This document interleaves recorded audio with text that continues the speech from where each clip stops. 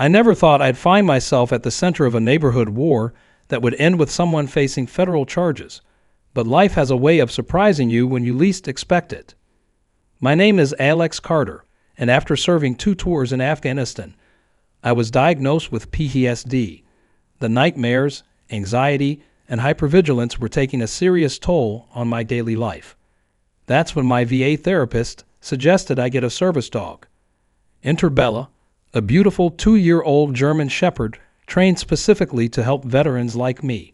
She could sense when I was about to have a panic attack, would wake me during nightmares, and provided the comfort and security I desperately needed. When I finally saved enough for a down payment on a small house in Oak Ridge Estates, it seemed perfect. The neighborhood looked immaculate. Manicured lawns, matching mailboxes, and not a basketball hoop or children's toy in sight. It was quiet, well-maintained, and close enough to my parents that they could visit easily. The realtor mentioned there was a homeowners association, but assured me they were standard, just making sure everyone maintained their properties to keep values up. "You'll love it here," she insisted. "The community is very orderly." What an understatement that turned out to be. I spent the first week settling in, arranging furniture, and hanging up a few family photos. Bella adjusted quickly, finding her favorite sunny spot by the living room window where she could keep an eye on the street. I met a few neighbors who seemed pleasant enough, though they were oddly reluctant to talk about the HOA. One elderly gentleman just shook his head and muttered, "Good luck with the dragon lady," before his wife quickly shushed him. I didn't understand what he meant until the first monthly HOA meeting. I decided to attend, thinking it would be a good way to meet more neighbors and learn about community events. The meeting was held in a small building near the community pool, with rows of folding chairs arranged classroom style facing a long table at the front. That's when I met Meredith Winters, HOA president for the past 8 years. She was in her early 60s with immaculately styled blonde hair and a rigid bob, wearing a pastel pantsuit that screamed authority. Even before she spoke, I noticed how other homeowners seemed to physically shrink in her presence. The meeting was less a community discussion and more a royal decree. Meredith dictated new landscaping requirements, announced increased fines for violations, and shot down every suggestion from the floor with ruthless efficiency. When a young mother requested permission for a small sandbox in her backyard, Meredith's response was cutting. Oak Ridge Estates maintains its property values precisely because we don't look like a public playground. I left the meeting with an uneasy feeling, but tried to reassure myself. As long as I followed the rules, I'd be fine, right? That illusion lasted exactly 3 days. The notice arrived in a crisp white envelope with the HOA logo embossed in gold. Inside was my first violation notice. "Dear homeowner, it has come to our attention that you are housing a large dog on your property. As per Oak Ridge Estates LOA regulations, Section 7, Paragraph C, no pets over 25 pounds are permitted within the community. You have 14 days to rectify this violation or face a $100 fine, with additional $50 fines every week thereafter until compliance is met." I stared at the notice in disbelief. Bella wasn't just a pet. She was a service animal, medically necessary for my disability. Surely there were exceptions for service animals. I checked the HOA documentation and found nothing explicitly addressing service animals, but I knew my rights under federal law. As I watched Bella sleeping peacefully on her bed, I knew one thing for certain. This was a fight I couldn't afford to lose. This wasn't just about a fine or a rule. This was about my health, my independence, and my right to live with my necessary medical support. The next morning, I went to the HOA office, documentation in hand, ready to clear up what I assumed was a simple misunderstanding. The office was housed in a small building near the community pool, with a reception area that felt more like a principal's office than a community space. As I walked in with Bella by my side, her service vest clearly visible, the receptionist immediately frowned. "Sir, pets are not allowed in the building," she said, eyeing Bella with distaste. "She's not a pet," I replied calmly. "She's a service animal. Under the Americans with Disabilities Act, she's allowed to accompany me." The receptionist looked unconvinced but picked up her phone. "Ms. Winters, there's a resident here with a service dog." He wants to discuss a violation notice." A few moments later, Meredith emerged from her office, her eyes narrowing when she saw Bella. "Mr. Carter, I presume." Her voice was clipped and cold. "Yes, I wanted to discuss this violation notice. Bella is a service animal prescribed by my doctor. Under federal law, HOA regulations can't prohibit service animals, regardless of size limitations for pets." I held out my folder containing Bella's certification, my medical documentation, and printouts of the relevant ADA and Fair Housing Act provisions. Meredith barely glanced at them. "Well, Mr. Carter, at Oak Ridge, we take our regulations very seriously. Service animal or not, rules are rules." "The law disagrees," I said, trying to keep my voice steady. "The Fair Housing Act specifically states that reasonable accommodations must be made for service animals." "Does it now?" She raised an eyebrow. "And how do we know that's even a real service dog? Everyone claims their pets are service animals these days to get around the rules." I felt my jaw tighten. "I have all the documentation right here. Bella is trained specifically for my medical condition." "I'll have our attorney look at these," she said dismissively. "In the meantime, the violation stands.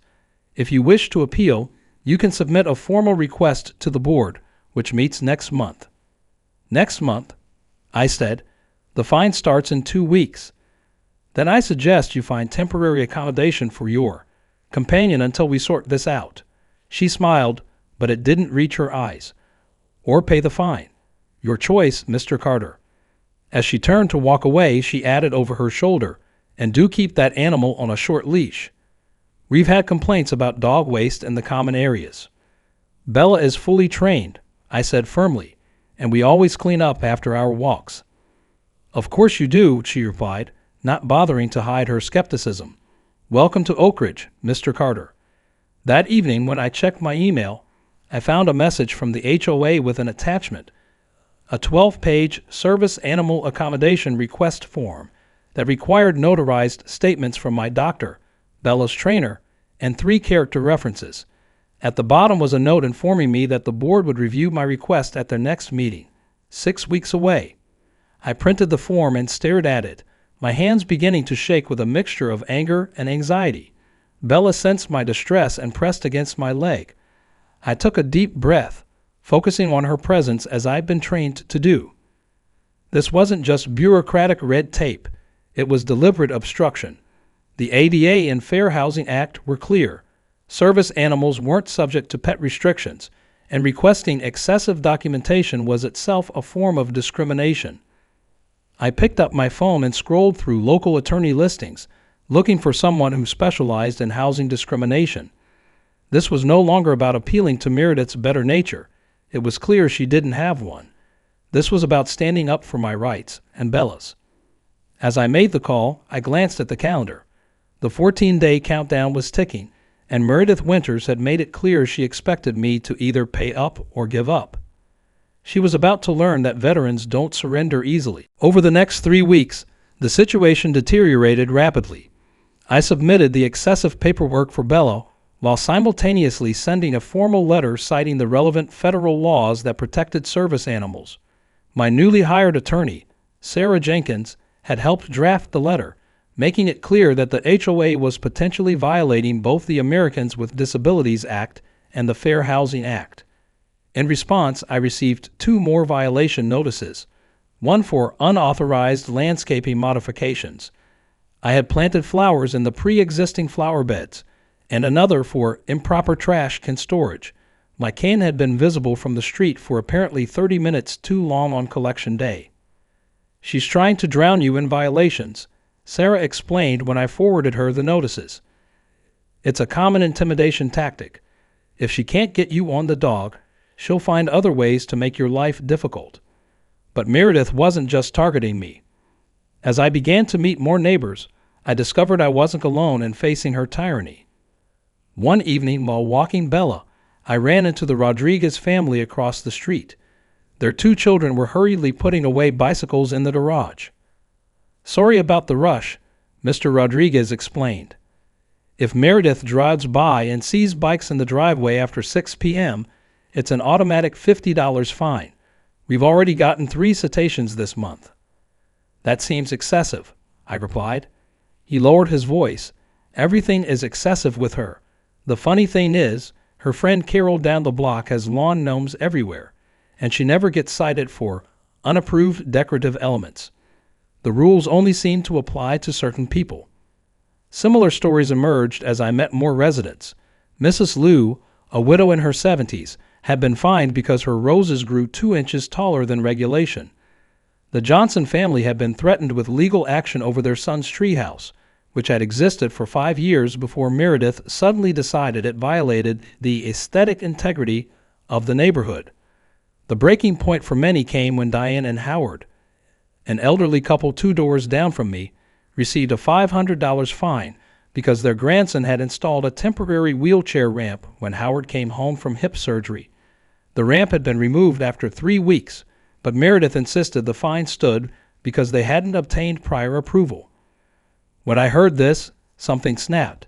I invited the affected neighbors to my house one evening, careful to avoid violating the HOA's no unauthorized gatherings rule by keeping it under the 10-person limit. "This isn't just about inconvenience anymore," I told the small group assembled in my living room. "What Meredith is doing with these service animal and wheelchair ramp restrictions potentially violates federal disability laws." "She's been getting worse," Mrs. Liu said quietly. "When my husband was still alive, she wouldn't have dared to be so aggressive. But now, it's because no one stands up to her," Mr. Rodriguez added. "The few who tried either moved away or gave up after she made their lives miserable." "Well, I'm not moving," I said firmly. "And I'm not giving up." Howard, still using a walker after his surgery, nodded grimly. "Count us in. That wheelchair ramp fine pushed us over the edge."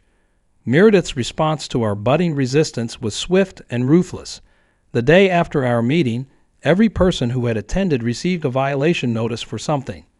Mine was for creating a nuisance, an unauthorized business activity from a residential property. Apparently, having neighbors over was now considered running a business. Then came the surveillance. Meredith began what could only be described as stalking my property.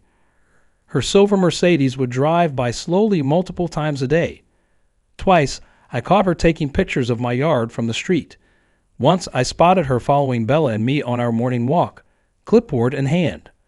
When I confronted her, her response was chilling. "Just documenting the ongoing violations, Mr. Carter.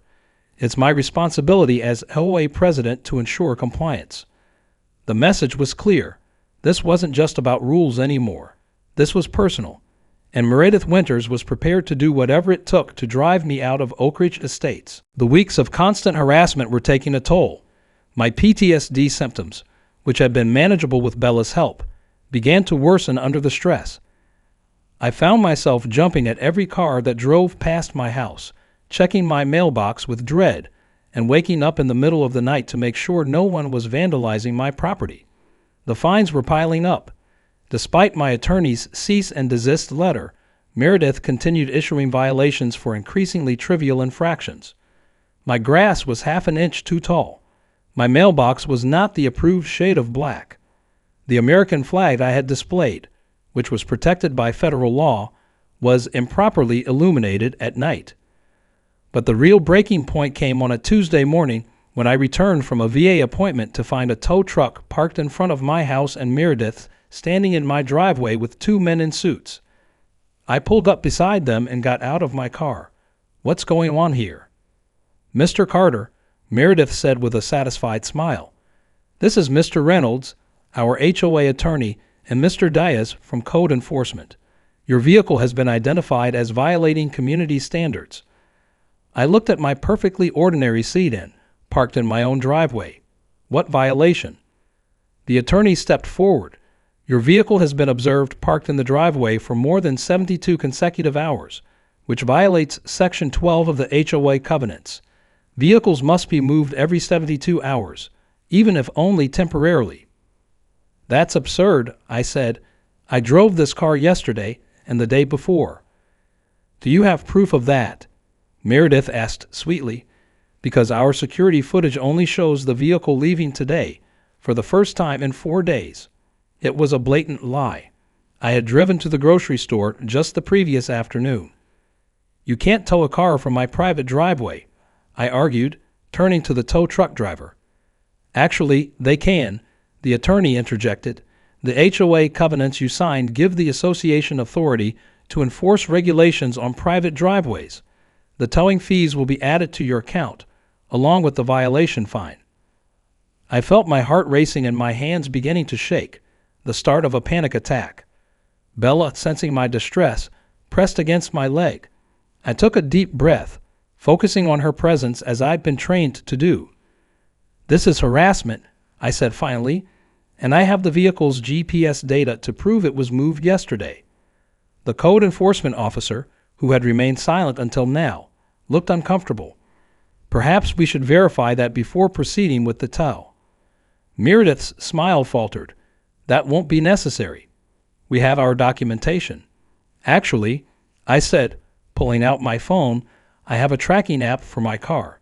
It shows everywhere I've driven in the past week." I opened the app, which clearly displayed trips from the previous days.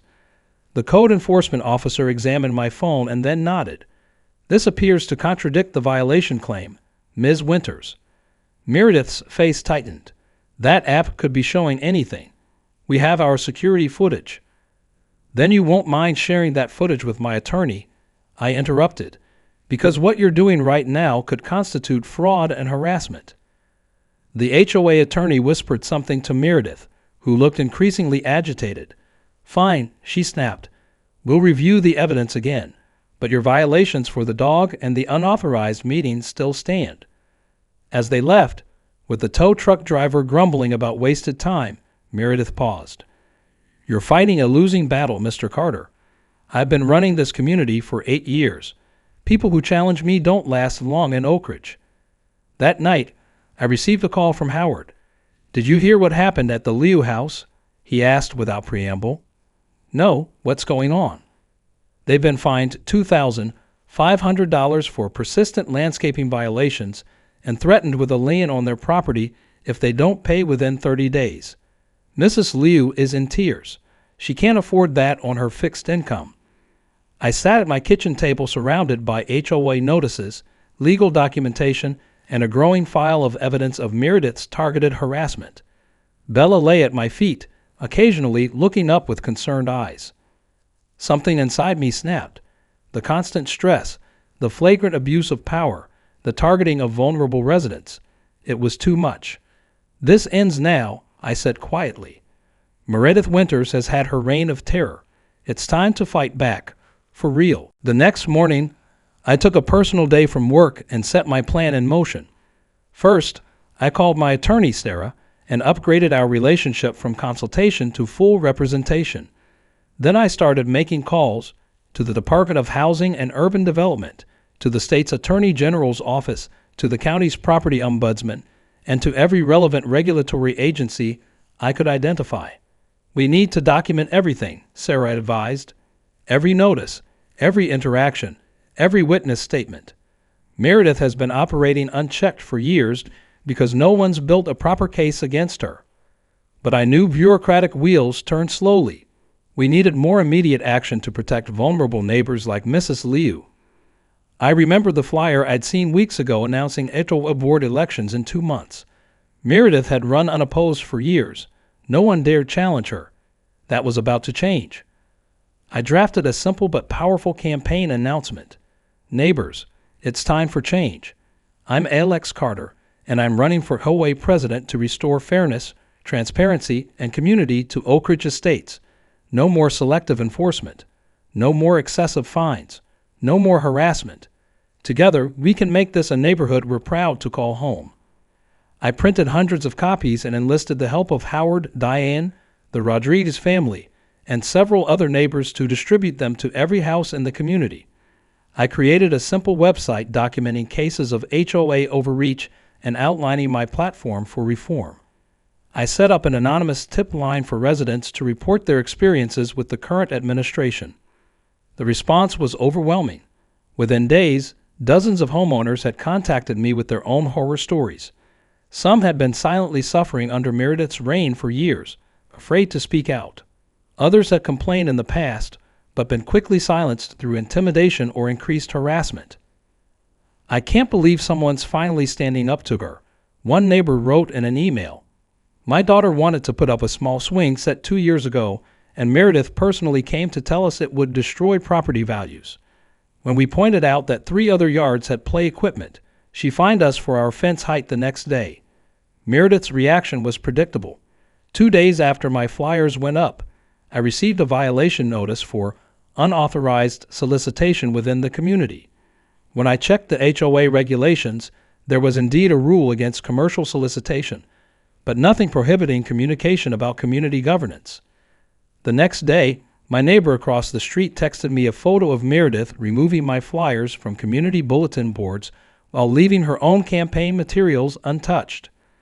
I filed a formal complaint with the board secretary, citing election interference. To my surprise, 2 board members, who had previously been Meredith's rubber stamps, responded with concern and promised to look into it. "They're starting to realize the ship is sinking," Sarah explained when I told her. "No one wants to go down with the captain." As my campaign gained momentum, an unexpected ally emerged. A large manila envelope appeared in my mailbox containing financial documents, copies of HOA bank statements, invoices, and receipts, suggesting that Meredith had been misusing community funds. The documents showed landscaping and maintenance contracts had been awarded to her brother-in-law's company at inflated prices. Community event budgets showed expensive purchases that never materialized at actual events. Most disturbing were the administrative fees paid directly to Meredith that far exceeded what volunteer HOA presidents typically received. I turned these documents over to Sarah, who brought in a forensic accountant. Within a week, we had evidence of what appeared to be systematic embezzlement, potentially hundreds of thousands of dollars over Meredith's 8-year tenure. "This isn't just a matter of overzealous rule enforcement anymore," Sarah said gravely. "This is criminal fraud. The tables were turning. The hunter was about to become the hunted." The weeks leading up to the election were tense but showed promising signs.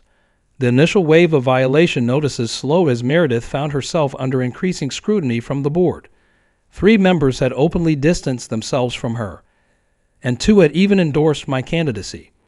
"It's like rats abandoning a sinking ship," Howard remarked when we met for coffee. They'd been enabling her for years, but now that there might be consequences, they're suddenly concerned citizens. The financial investigation was gaining momentum. Sarah had filed a formal complaint with the district attorney's office, and an investigator had been assigned to the case.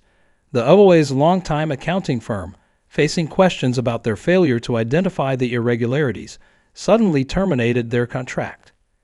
"We need to be careful," Sarah warned me. "Meredith knows she's in trouble, and cornered animals are the most dangerous." She was right. Despite her crumbling support, Meredith remained defiant. At the final board meeting before the election, she announced a slate of emergency measures to protect the community during this transitional period. These included freezing all pending violation appeals, implementing a moratorium on new architectural approvals, and requiring board review of all service animal accommodations, directly targeting me once again. To her visible shock, the board voted down each measure. For the first time in 8 years, Meredith Winters lost a board vote. "This isn't over," she snapped, gathering her papers. "You'll all regret this when property values plummet because of his dog and his rabble-rousing." As she stormed out of the meeting, her face flushed with anger, I caught her glaring at Bella with such hatred that it sent a chill down my spine. The next morning, I was walking Bella on our usual route through the neighborhood park. It was earlier than usual, around 6:30 a.m., because I had a meeting with Sarah to review our legal strategy. The park was mostly empty, with just a few early joggers in the distance. As I rounded the bend near the playground, I spotted Meredith's silver Mercedes parked by the entrance. It was unusual to see her there so early, and something about the situation felt wrong. I shortened Bella's leash, keeping her close as we continued our walk. Then I saw Meredith standing on the path ahead, waiting. In her hand was what looked like a small canister. "Mr. Carter," she called out, her voice artificially pleasant. "I'd like to speak with you about tomorrow's election." I approached cautiously. "Good morning, Meredith. What can I do for you?" "I think we've gotten off on the wrong foot," she said, her voice suddenly syrupy sweet. "Perhaps we can find a compromise that works for both of us." As she spoke, I noticed her slowly moving the canister from behind her back. Bella tensed beside me, sensing danger. "I'm always open to reasonable compromise," I replied, maintaining my distance. "Good. I was thinking perhaps you could withdraw your candidacy, and in return, I could ensure that all your accommodations for your dog are formally approved." Her smile didn't reach her eyes. "I appreciate the offer, but I think I'll let the community decide tomorrow." Her expression hardened instantly. "You're making a mistake. Last chance. Back down now." I noticed movement behind some nearby trees. A morning jogger had stopped, watching our interaction with interest. "Sorry, Meredith. That's not happening." What happened next occurred so quickly I barely had time to react. Meredith lunged forward, aimed the canister directly at Bella, and sprayed a stream of liquid at her face. Bella yelped in pain and began pawing frantically at her eyes and nose. The acrid smell of pepper spray filled the air. "Whoops," Meredith said coldly. "I thought I saw an aggressive dog. Can't be too careful these days." Rage and panic surged through me as I dropped to my knees beside Bella, who was whimpering and trying to rub her face against the grass. "What the hell is wrong with you?" I shouted, pulling out my water bottle to try to flush Bella's eyes. "It attacked me," Meredith said loudly, as if rehearsing her story. "Everyone knows how dangerous those German shepherds can be." Through my fury, I had the presence of mind to pull out my phone. I'd started recording our conversations after previous confrontations, and thankfully, this one was captured too, including her "whoops" comment that belied any claim of self-defense. "You're going to regret this," I said, my voice shaking as I continued to tend to Bella. "This is criminal assault on a service animal. That's a federal offense." For the first time, I saw a flicker of uncertainty cross Meredith's face, but she quickly recovered. "Don't be ridiculous. It was self-defense against an unleashed animal.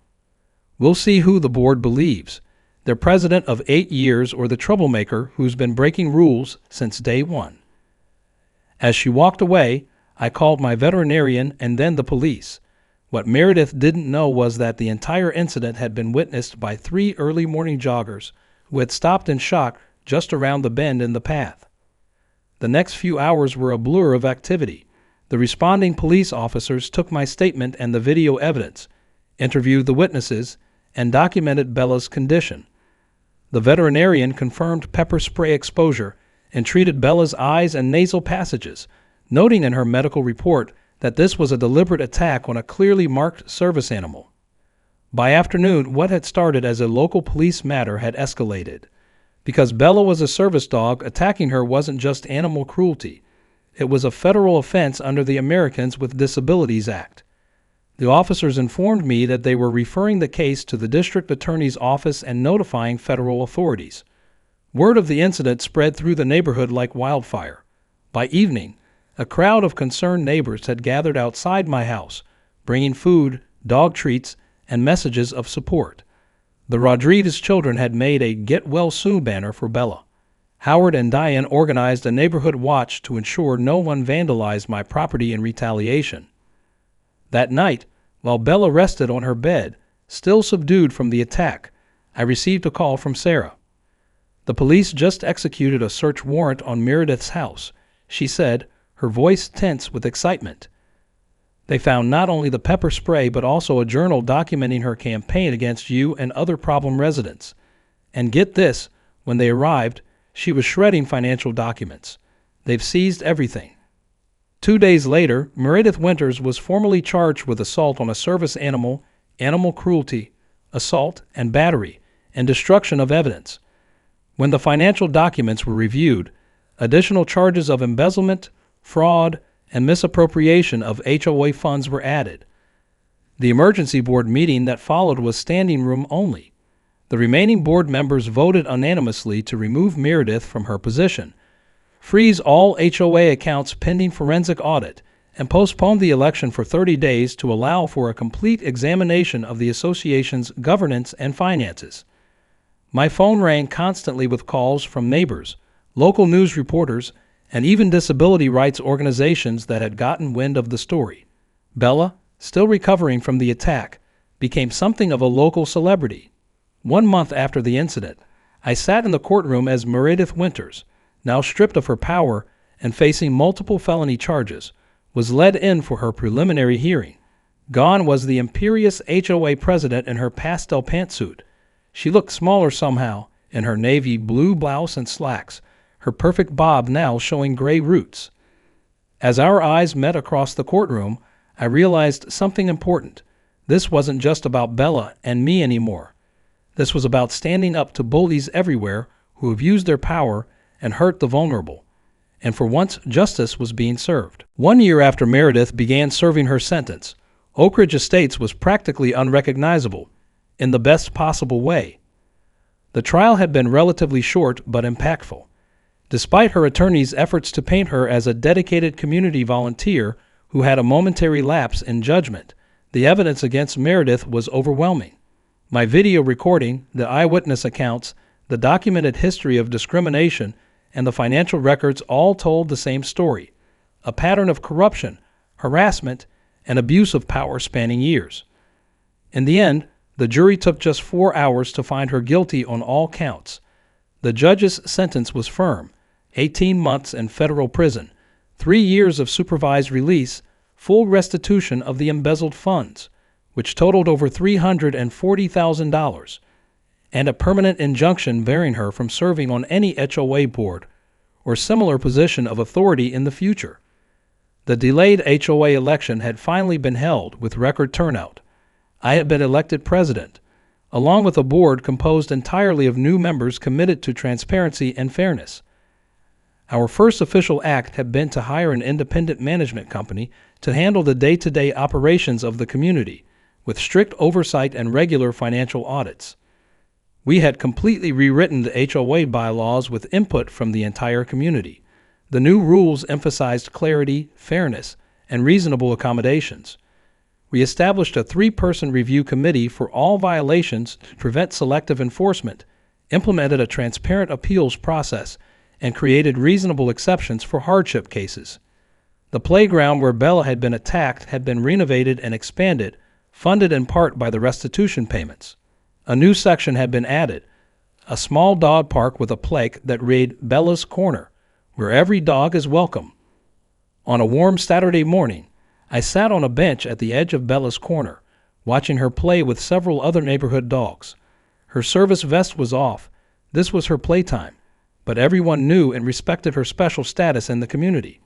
Howard joined me on the bench, moving a bit slower these days with his new walker. "Best HOA president we've ever had," he declared, lowering himself carefully onto the seat. I laughed. "Low bar, Howard. Very low bar." "Don't sell yourself short," he replied. "You know what the real estate agent told me. Property values are up 15% since last year. Turns out people actually want to live in a community where they're treated with respect. Who would have thought?" He was right. Oak Ridge had become something of a local legend, the neighborhood that took down a corrupt HOA president and reformed itself. We'd even been featured in a segment on the local news as a model for HOA governance. My phone buzzed with a news alert. I opened it to find an article about a new state law inspired by our case. The Service Animal Protection Act established enhanced penalties for interfering with service animals and required HOAs to adopt explicit reasonable accommodation policies for residents with disabilities. "Looks like our little neighborhood revolution is having a bigger impact than we thought," I told Howard, showing him the article. "That's the thing about standing up to bullies," he said. "It never just helps you. It helps everyone who might have been their next target." As the Rodriguez children ran past, chasing a soccer ball across the grass, I reflected on how differently things might have turned out. If I had given in to Meredith's intimidation, if I hadn't documented everything, if those joggers hadn't witnessed the assault, I might have been forced to move, or worse, separated from Bella. Instead, a community had been transformed. Rules still existed, but now they served the residents rather than controlled them. Differences were accommodated, not punished, and a service dog who had once been deemed a violation was now the beloved mascot of a neighborhood that had found its voice. Sometimes justice comes from the most unexpected places, and sometimes it changes everything. THEEND